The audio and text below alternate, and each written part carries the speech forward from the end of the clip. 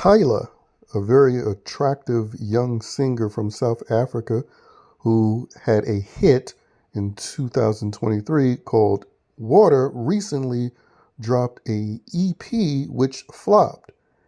And believe it or not, so-called black people, specifically American Negroes, are taking credit for it. So I'm going to talk about that. I'm also going to talk about the confessed criminal Cardi B defending her. And lastly, I'm going to talk about someone else like Tyla who released an album which flopped, but 12 years later, she's having a mega successful career, that being Zendaya. And I'm going to pose the question, will Tyla become the next Zendaya? Since Zendaya is a prime example that if you have a flop of an album, it really doesn't matter, especially if Hollywood has plans for you. But first things first, let's go into why the Negroes are upset again for the billionth time, this time pointing their crosshairs on Tyla for the moment. It's because a while back she was on the Breakfast Club and they posed a question about whether or not she was black or colored, because, you know, in South Africa, they have a specific category for people who aren't so-called black or so-called white. They have the colored category. And if you look up this young female's parents and grandparents, you will see she's just as black as Kamala. But unlike Kamala, she's not trying to claim to be so-called black. But with the possessive and inferiority complex issues that Negroes have in this country, they want to claim her. Even if she's not one of them, they want to claim her nonetheless because she's pretty and she's successful. And it's some sort of meaningless bragging point for Negroes to claim successful colored people. Which, again, unbeknownst to them, I guess it's based on their supreme low IQ, they fail to comprehend that they utilize the term colored themselves whenever they highlight the NAACP. And, you know, that term POC that was created a few years ago and is prominently used, yes, that includes colored. So so-called black Americans call themselves colored all the time. They're just too stupid to comprehend that they do. But anyway, that's the core of the beef that these Negroes have. And it's mostly black women, homosexual black men, and the male simps. If the ones that are heterosexual are usually male simps for black women trying to, I don't know, prove their loyalty to them. But most heterosexual men just see her as a hot piece of ass, and they don't really care about it. But they're making a big deal about it. And because her album flopped, they believe that they're responsible. And one of the people, and again, remember, The Breakfast Club is a show full of criminals. You know, you have the sexual predator that gave alcohol to an underage female, and he was able to get away with that crime because of, his connections and pushing liberal agenda. And then you have the financial criminal in DJ Envy. That's just a sidebar. Now, another major criminal, Cardi B, who confessed to robbing, drugging, and facilitating the rape of men through tricking them into having sex with trannies, she came out to defend Tyla, stating, quote, "What do you want? What do you want her to do? You want her to fucking do? You want her to cut her effing veins?" I'm trying to mock her accent.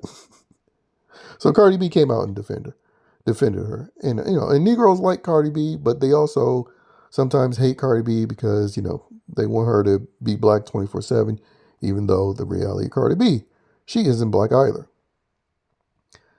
And, Cardi B represents a prime example of someone you shouldn't even want to claim since she's a low-life degenerate. But, we know Negroes like to co-sign low-life degenerates.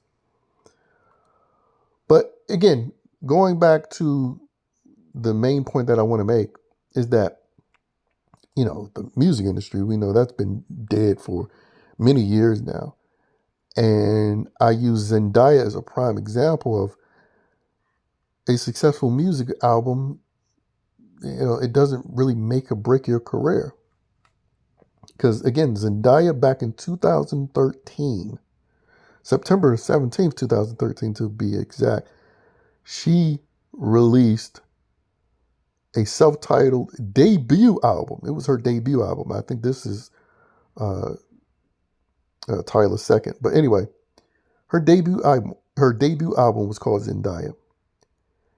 And its first week sales was 7,000 copies, debuting at number 51 in the Billboard 200 charts.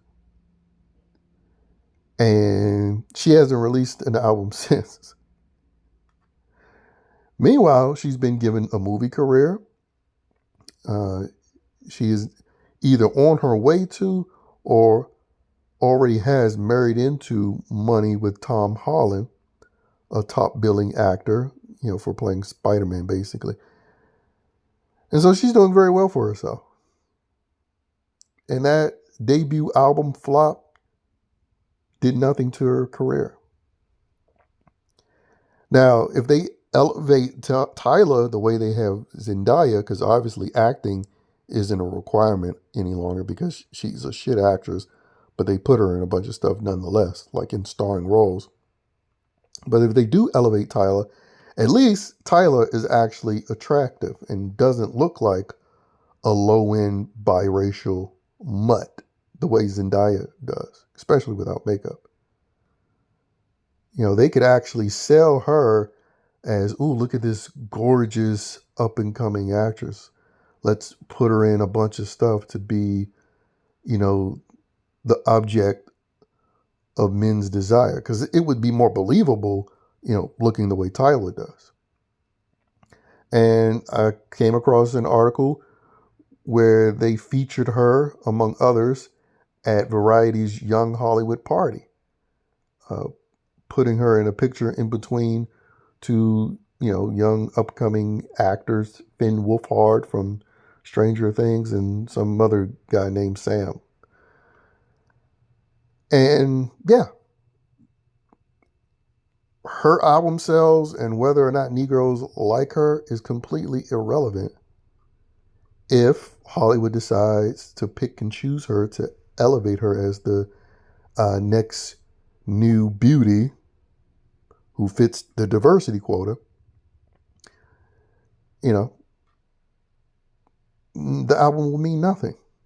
Just like it meant nothing for Zendaya. Which, again, going on 12 years ago now. And she hasn't dropped another thing. They pick and choose who they want to be successful, especially in this DEI era. And Tyla would be a perfect one to choose. I mean, she's in her early 20s. And she's gorgeous. But she's also a libtard as well. And she, when you play those libtard games, you win those libtard prizes. I mean, the key thing would be just to never play the game at all. I don't care what you Negroes think. My parents and my grandparents don't look like your Black American parents and grandparents. And so I'm not going to claim some bullshit that doesn't even mean anything anyway. A freaking crayon identity. But yeah, I mean, again, it's just also just another example of the reality of that black fatigue thing. Like, imagine people getting mad at you because they want to claim you to be a part of a group that isn't even a legit group. Their alignment is solely based on what other people label them as and their hate for so-called whitey. There's no real identity to attach to. There's no culture, and there damn sure ain't no community to attach to. It's just meaningless gestures and symbolism that, again, all came from some university educated, white, liberal, and Jewish person. That's where all these terms came from anyway, that Negroes in America regurgitate all the time.